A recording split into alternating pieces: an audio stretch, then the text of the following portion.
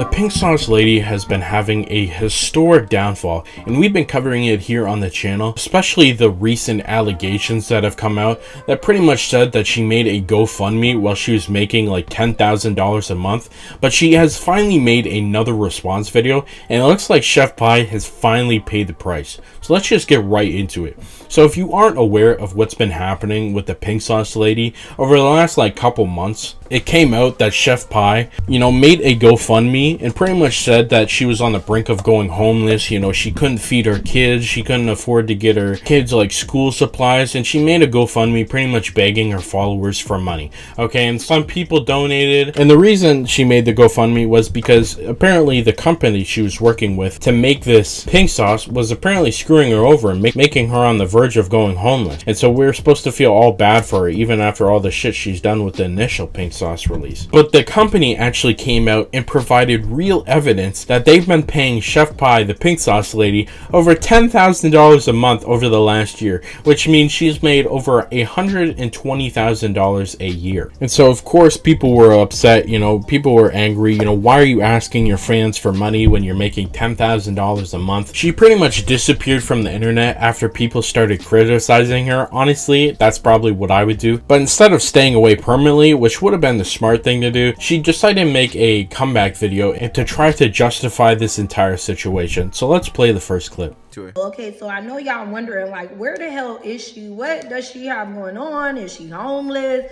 What's going on with my contract? I know I've been quiet for a minute, but I've literally been taking a sabbatical just to get my mind together, get my kids stabilized, get my house stabilized, and get my business back in. Now let's just keep it honest here, okay? She started everything by saying, she was about to go homeless, and then the company came out and showed proof that they were paying her $10,000 a month, and she still said she was on the verge of going homeless. And there she is making an update video, by the way, in her very expensive house. Only 18% of the people watching this video right now are actually subscribed to the channel. Don't be part of the 81%. Subscribe to the channel, you have nothing to lose. Like, who do you guys expect me to trust more? Chef Pie, who's known to lie her entire short career online, or the company who showed up with receipts and actually showed proof that they were paying Chef Pie $10,000 a month? Chef Pie is pretty much saying, trust me bro, that this company is screwing her over, and the company comes out and they're like, hey guys,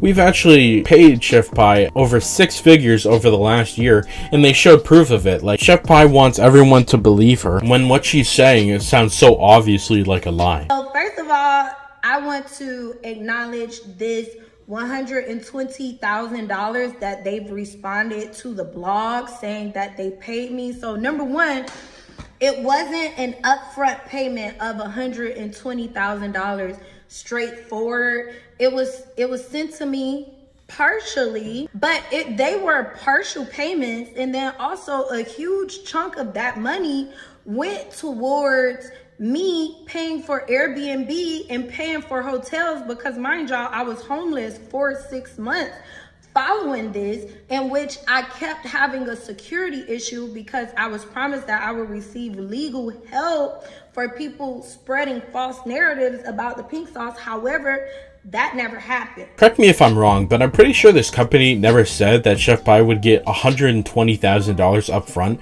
and they showed proof that this was over a year. Like, I don't know what about the Airbnb and shit, but like, how are you spending that much on hotels and Airbnb? Like, there are plenty of places that she could rent for like 20% of her income, so she was making $10,000 a month. I feel like it'd be pretty easy to find a more affordable place to live. Like, who can't survive on $10,000 a month? And she's making this update video in her really nice house. It looks like she's probably renting the place because it's really nice. In the nice area she's living, rents there are like $5,000 to $6,000 a month, and that it's an expensive ass area. And of course you're going to be out of money if you're paying $6,000 a month on rent and you're only making $10,000 a month. But no one is forcing you to live there. Her main form of income is, it sounds like, this pink sauce stuff, and that's like a completely online business. She could virtually live anywhere and still make the same amount of money, and she's choosing to live in an expensive ass area that's of course gonna make her on the verge of going homeless. You know, I thought it was common sense that if you're getting paid $10,000 a month and you're paying $6,000 a month on rent, you know, that's pretty crazy, and you should like move to a different place. I guess that's not so common sense. It built up a lot for me, in which they know, and I have proof of the conversations that I actually had with them about not receiving the support that I was promised. Now, also, people speculating about me getting my body done. Okay, me getting my body done would not make me broke. And this ass came from Eunice. This is my ass. And who makes a financial decision that would make them broke? So my body has nothing to do with it. So let's leave that completely out of the category of what we're talking about. However, they know the proof and the truth in what I have on this phone. My royalty is supposed to be paid to me before any expenses. Before any expenses, I'm supposed to be cut my check. That's the funniest part of her response. She threw in that her ass is natural. I didn't even see anyone commenting on that. You know, she's saying apparently people were saying that she was spending all that money on like cosmetic surgery to make, you know, her butt bigger or something. It's like... I think it's actually so crazy because I have not seen anyone say that.